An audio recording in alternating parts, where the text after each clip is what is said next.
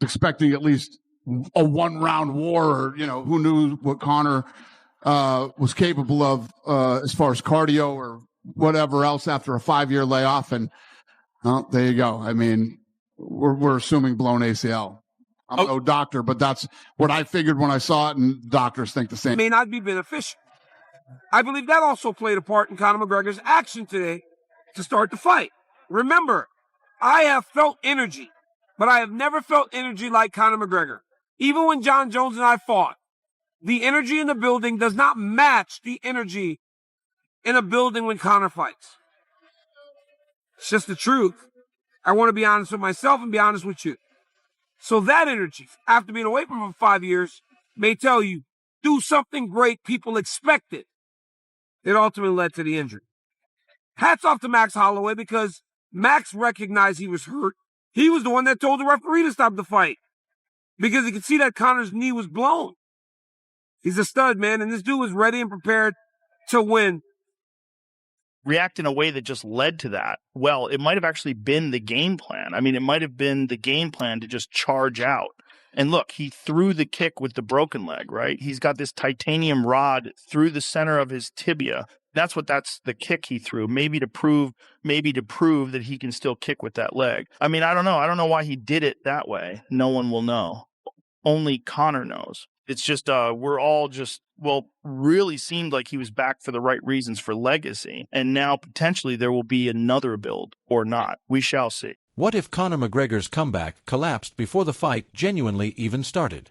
Within just 69 seconds, endless anticipation completely shattered when one devastating kick suddenly changed everything. Yet the injury was merely the opening chapter.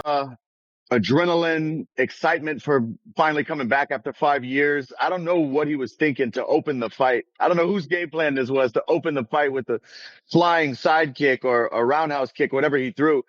When you're dry, it's just crazy to me the way the fight started and ended. There's so many conspiracy theories out there. I mean, do you have any thoughts about that stuff as far as, going in there injured?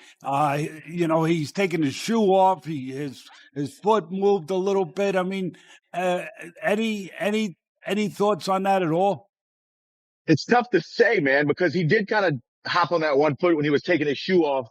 But it's tough to say. If you knew you were injured, I doubt you would throw a jumping side kick and land. Dustin Poirier believes the biggest mystery isn't the injury itself, but the shocking decision made just moments beforehand. According to him, Conor's explosive opening made almost no sense after such an extended layoff. Still, when conspiracy theories entered the conversation, Dustin refused to blame anyone immediately. Instead, he left room for uncertainty, making this entire situation feel even more suspicious. Pay close attention because his perspective completely changes how many fans view those first 69 seconds. Even Dana White struggled searching for answers. But what he admitted I think we're all trying to process everything. I guess, can we get your immediate thoughts? It felt like, honestly, one of the best fight cards of all time, and then we get to this weird main event ending. So I guess your immediate thoughts as you sit there right now. Yeah, listen, everybody who knows anything about the fight business, and it's been a big topic of discussion leading up to this fight. 5 years off in this sport is rough. And like you said, great card, unbelievable. I mean, the Paddy Pimblett thing right before, you just feel it all in the air. Here we go. I mean, I was expecting at least a one-round war, or, who knew what Conor was capable of as far as cardio or whatever else after a 5-year layoff. And there you go. I mean, we're assuming blown ACL. I'm no doctor, but that's what I figured when I saw it, and doctors think the same thing too. I was going to ask you, have you had a chance to talk to Conor? It sounds like you talked to the medical team. Have you talked to Conor? Do we know exactly the extent of what happened? I haven't. Is he coming out here? We'll see. I don't know. Yeah, I don't know. I think he left the arena Then the answer is no. We'll find out when he gets an MRI. Max said right away, hey, man, well, now we got to set this thing up for a trilogy, right? I mean, is there any desire from your point? I mean, you know promoting better than anyone. Does that even make sense to do a trilogy right now? Or the way that ended, do you have to go a different direction? I don't even know. I don't know. You got to take some time. And I don't I don't know if you know this or not, but I don't like talking about making fights the night of the fight. But Dana White's reaction made one fact impossible to ignore. The stunning ending blindsided absolutely everyone, including the UFC itself. Instead of making reckless promises, he admitted nobody truly knows the full severity of McGregor's injury and insisted everyone must wait for the medical results before discussing anything further. Even when questioned about an immediate trilogy against Max Holloway, Dana refused to commit, proving that Conor's future is now clouded by uncertainty. But this is only the beginning because other MMA experts have an entirely different theory about what really happened that night. Joe Rogan believes the truth isn't buried inside conspiracy theories. Everything comes down to... I mean, that's not it. What it is that you just tried a crazy move. He tried a crazy move. He tried a jumping roundhouse kick. And when you're in that position, when you throw that jumping roundhouse kick, if you don't land in a good way with the supporting leg, you put so much pressure on that knee. The way he landed, he threw the kick, he jumped up, he threw it, and he landed with his knee, the worst position.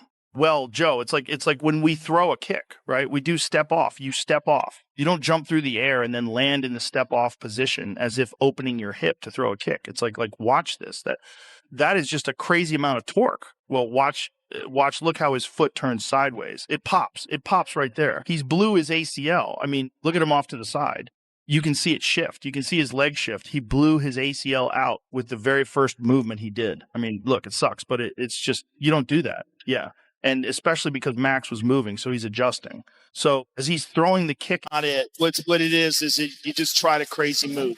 You tried a crazy move. You tried a jumping roundhouse kick. And when you're in that position, when you throw that jumping roundhouse kick, if you don't land in a good way with the supporting leg, you put so much pressure on that knee. The way he landed, he threw the kick, he jumped up, he threw it, and he landed with his knee at the worst. Joe Rogan's breakdown completely flips the conversation away from wild speculation and toward the brutal reality of what actually unfolded inside the octagon. According to him, one dangerous high-risk technique placed massive pressure on McGregor's knee before the fight had even found its rhythm. If he's right, then this wasn't simply bad luck alone. It was a split-second decision carrying devastating consequences. But not everyone in the MMA world accepts that explanation, and the next expert delivers a completely different perspective that leaves fans questioning absolutely everything once again. Out of sneakers, could he have been injured before the fight? I have no idea. I mean, that I don't know. I mean, the day of the press conference, he came running out of the back and ran right up to him and stopped abruptly and, squared off with him. They were pushing foreheads. And the question of getting paid as you step in the cage was... Listen, if anybody saw anything that could have possibly made him... The biggest rumor after UFC 329 was already spreading everywhere, but Dana White fires back with one crucial detail that could completely change how fans see the entire injury. Conor McGregor and Max Holloway, hopefully Conor's not hurt too bad, and hopefully Max gets an opportunity to compete very soon. The question now becomes, does Conor McGregor have it in him to come back? That is a big ask, guys. It's big of us to ask Conor McGregor if his knee is blown out to go through another year of rehab, another year of the sacrifices, the pain that it takes to work yourself back to a professional mixed martial artist, especially when you have the money that Conor McGregor has. That's a big ask. And if you ask me truthfully, I am more likely to tell you that it's not going to... Daniel Cormier believes the real question isn't how serious Conor's injury truly is. It's whether another comeback is worth everything it would demand. A full year of painful rehab, endless sacrifices, and another brutal climb back to the top could be too much, even for a fighter like McGregor. DC's prediction is incredibly difficult to hear, but it raises the one possibility many loyal fans still refuse to accept. To the Oliveira fight, he wasn't slowing down at any point. So there's a million questions there. How's he going to look at 170? I think that's a really interesting thing that not enough people are talking about. Just with that extra weight, I don't think it will be a huge deal because probably when he's fighting at 55, he's getting I suspect Max is going to weigh in at 168. I don't think he's going to struggle to make 170. He's a big boy. Well, I was with him one time in Hawaii, and his ass was at 185. Yeah, so I'm just curious how he looks. And then obviously there's a gazillion stories with Conor, the layoff, the injuries, all the other shit that he's had to deal with, the body. And then there's just like the silk pajamas thing, right? Like the Marvin Hagler line. Is he really truly motivated at this stage with all that success and fame and fortune and all that? Is he truly motivated to push himself like he was 10 years ago? Does he have that chip on his shoulder? Like, you know, but a lot of bad stuff has happened over the last couple of years to him. And his Q rating has gone down. And maybe that's the motivation. Long before the fight collapsed into disaster, Ariel Helwani and Demetrius Johnson believed Conor McGregor's comeback was surrounded by massive unanswered questions. They weren't focused on only one concern. They questioned how he'd perform at 170 pounds, whether years away from the octagon had taken their toll, and if he still possessed the same hunger that once made him unstoppable. Looking back now, their concerns seem far more important, leaving many fans wondering if the warning signs had been there all. When we were talking about the guy over here earlier asking about there being a pre-injury, just on my accounts, the face-off that day is at 80 million views, right? So if there was a pre-existing injury, somebody would have noticed it. He was limping, put his shoes on, he ran right at him. I don't think there was. Anything is possible, but he sure didn't look like it. And for 80 million just on my accounts, you know, that number's got to be massive, and nobody noticed anything. So there you go. But the biggest mystery still refused to disappear. Was Conor already injured before stepping inside the octagon? Did he know that before he stepped foot in the cage? Because people are looking at all sorts of footage online now and going, was his knee fucked before he even got in that cage? And did he know that this was a complete waste of time before the bell even... As fans continue dissecting every second of Conor McGregor's return, the conspiracy theories only keep growing louder. Old videos, fight footage, and tiny details are being scrutinized for possible clues. But after all the speculation and accusations, one major question still remains unanswered. There is still no... Todo mundo esperando a volta do Conor na luta entre os dois e uma fatalidade dessa acontece, faz parte do MMA e tem muito o que fazer. Vamos esperar os próximos capítulos. Isso é bom para todos nós. Para mim, nada mudou. O próximo capítulo ainda continua sendo, né? O Charles Oliveira. Charles Oliveira's reaction adds another fascinating twist to the McGregor comeback debate.